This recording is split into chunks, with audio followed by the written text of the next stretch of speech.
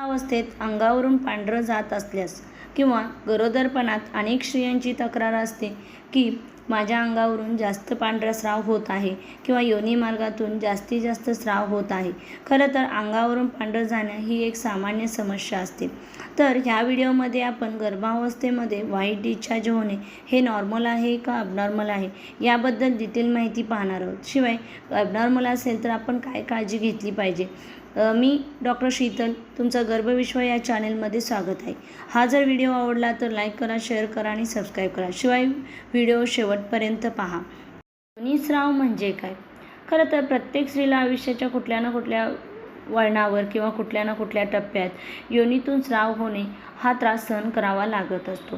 खरं तर ह्या स्रावाचे सर्वात सामान्य कारण म्हणजे आपली मासिक पाळीच्या दरम्यान होणारे हार्मोन्स बदल. त्याच्यामध्ये पातळीत कमी जास्त होत असते, त्यामुळे आपल्या योनी मार्गातून स्राव होत असतो. उदाहरणार्थ जेव्हा स्त्रीचे ओव्ह्युलेशन सुरू असते तेव्हा स्राव हा वेगळा असतो, पातळ आणि ताणला जातो. शिवाय ओव्ह्युलेशन नसते त्यावेळेस आपला स्राव घट्ट आणि चिकट असू शकतो. तर मासिक पाळीच्या वेगवेगळ्या प्रक्रियांना मदत करत असतो किंवा वेगवेगळ्या कंडिशनमध्ये आपल्या योनी मार्गातून वेगवेगळा स्राव हा स्रवत असतो. खरं तर योनी मार्गातून नॉर्मली स्राव होणं हे नॉर्मल आहे किंवा सामान्य गोष्ट आहे. पण कधीकधी त्याच्यामध्ये वास येणे, खाज सुटणे किंवा योनी मार्गात रेडनेस होणे अशी कंडिशन असेल तर तो इन्फेक्शन असू शकतं. तर स्त्रियांचा जसे काही वेळा अंगावरून पांढरं जातं तसंच कधीकधी गरोदरपणात सुद्धा योनी मार्गातून स्राव होऊ शकतो. त्यालाच आपण योनी मार्गातून होणाऱ्या स्रावाला ल्युकोरिया असे म्हणतो. खरं तर गर्भावस्थेत योनी मार्गातील स्राव हा थोडा वाढलेला असतो.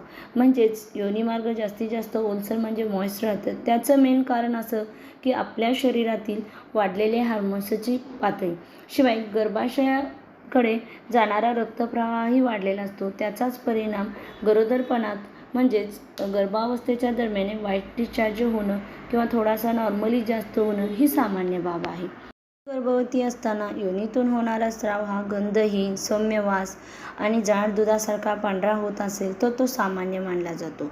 शिवाय गरोदरपणात योनीतून होणारा स्राव हा तुम्ही मासिक पाळीच्या दरम्यान अनुभवता तसाच असतो, फक्त थोडासा जाडसर आणि घट्ट असू शकतो. शिवाय तुमचे गरोदरपणाचे जसे जसे दिवस पुढे सरकतात तसा तसा ह्या स्रावात थोडीशी वाढही होत असते. गर्भावस्थेत व्हाईट डिस्चार्ज होणे किंवा योनी मार्गातून स्राव होणे ही सामान्य बाब असते. पण जर वजायनामध्ये होणारा त्रास हा आपल्याला खाज करत असेल किंवा जळजळ होत असेल किंवा वास येत असेल अशी लक्षणे आढळल्यास मात्र ते इन्फेक्शस असू शकतं किंवा संक्रमण झालेलं असू शकतं. त्यावेळेस मात्र तुम्ही डॉक्टरांचा सल्ला घेतला पाहिजे. खरं तर योनी मार्गातून होणारा स्राव दह्यासारखा पांढरा असेल आणि खाज होत असेल तर ते इन्फेक्शन फंगल इन्फेक्शन असतं. ते मात्र प्रेग्नन्सीमध्ये कॉमन राहतं. त्यामुळे खाज होणे आणि पांढरं भरपूर जाणे या गोष्टी घडत असतात. त्यावेळेस तुम्ही डॉक्टरांचा सल्ला घेतला पाहिजे आणि डॉक्टरांच्या सल्ल्याने योनी मार्गात ठेवण्याच्या गोळ्या घेऊन ते क्लिअर केलं पाहिजे. जर योनी मार्गातून होणाऱ्या स्रावाला किंवा योनी मार्गातून होणारा जो स्राव असतो त्याला खाज येत असेल, शिवाय वास येत असेल आणि वजायनल एरिया रेडनेस होत असेल तर ह्यावेळेस मात्र ते बॅक्टेरियल इन्फेक्शन असू शकतं. जर बॅक्टेरियल इन्फेक्शनमुळे कधीकधी डिलेवरी लवकर होऊ शकते, म्हणजे आपत्कालीन प्रसूती होऊ शकते. त्यामुळे त्यावेळेस मात्र डॉक्टरांच्या सल्ल्याने तुम्ही वजायनल स्वॅब म्हणजेच योनी मार्गातून स्राव हा स्वॅबमार्फत लॅबकडे चेक केला पाहिजे आणि त्यानुसार रिपोर्टनुसार तुम्हाला डॉक्टर मेडिसिन देतात. त्यानुसार तुम्ही पुढची ट्रीटमेंट घेतली पाहिजे.